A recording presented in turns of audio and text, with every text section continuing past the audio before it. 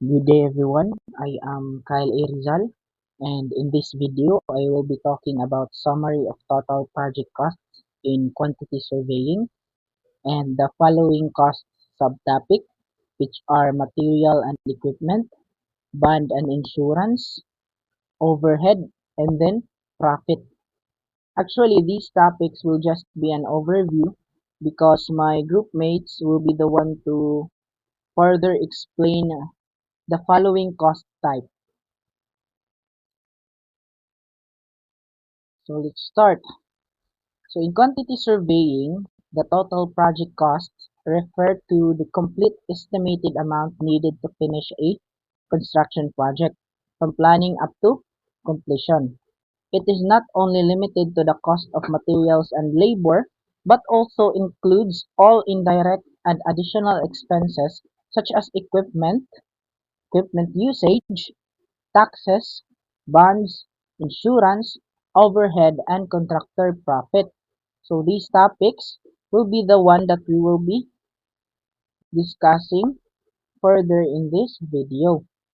This cost estimation is very important in civil engineering because it serves as the financial basis of a project, helping project owners and contractors decide if the project is feasible and properly budgeted. Without accurate cost estimation, a project may experience delays, financial losses, or even incomplete construction due to lack of funds. Quantity surveyors are responsible for carefully computing and organizing all cost components to ensure that every expenses is accounted for before construction begins. Now for the first cost type, this will be the material equipment costs. So material equipment costs refer to all expenses required to purchase construction material and to rent or operate construction equipment needed for the completion of a project. This also includes government-imposed taxes such as VAT, which are added to the base cost of materials and services. Now, materials are the physical components used in construction such as cement, sand, steel bars, aggregates, lumbers, and many other more. Equipment refers to the machines and tools like mixers, cranes, excavators, and compactors that are necessary to stand up and complete construction work efficiently.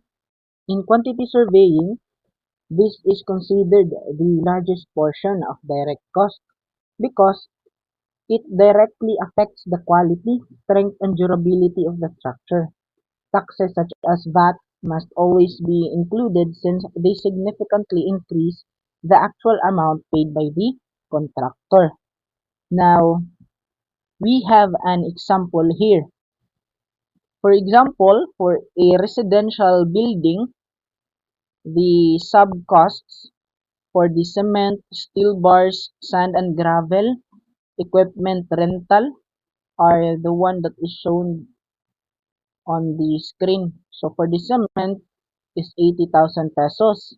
Steel bar is 120,000 pesos. Sand and gravel is 50,000 pesos. Equipment rental is 100,000 pesos. So the subtotal will be 350,000 pesos.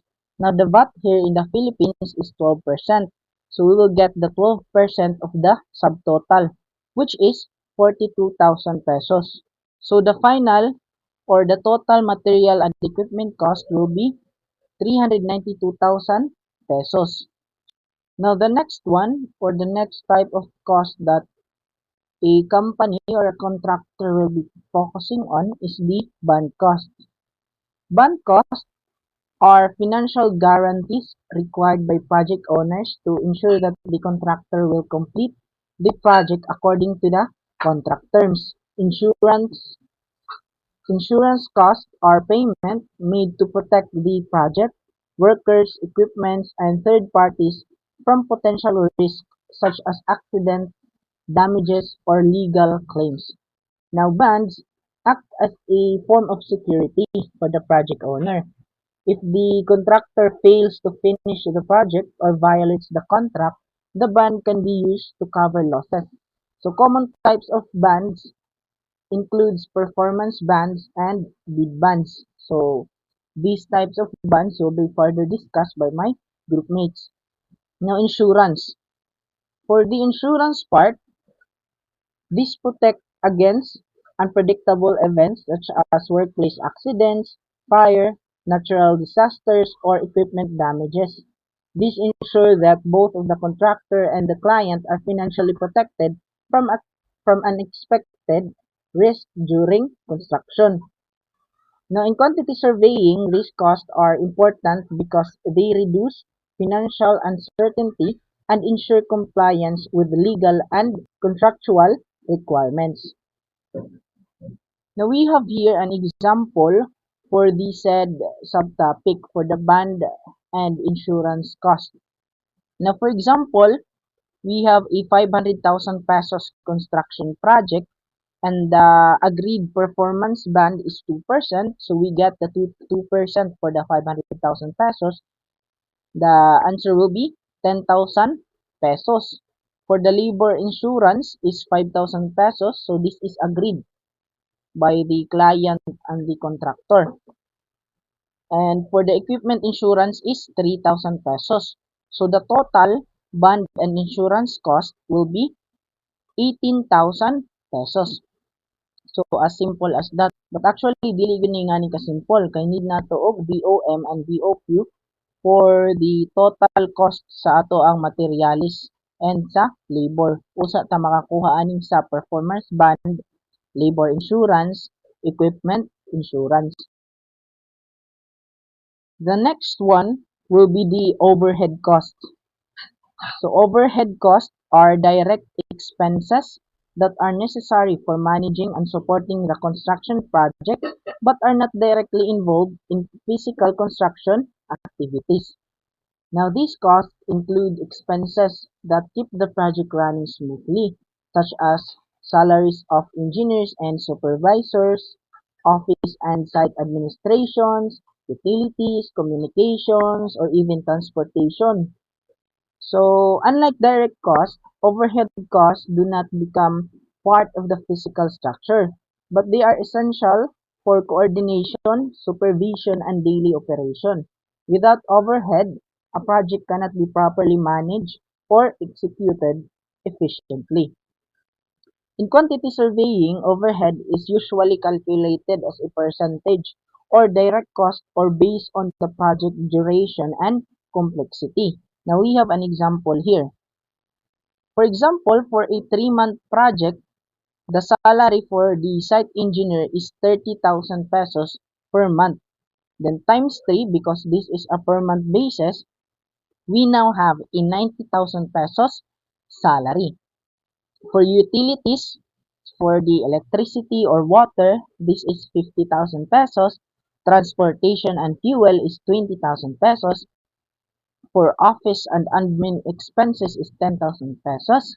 Now the total overhead cost is 135,000 pesos. For the next one is the profit. Profit is the financial gain earned by the contractor after all project expenses have been paid. It represents the contractor's return for taking the risk, investment resources, and managing the construction project.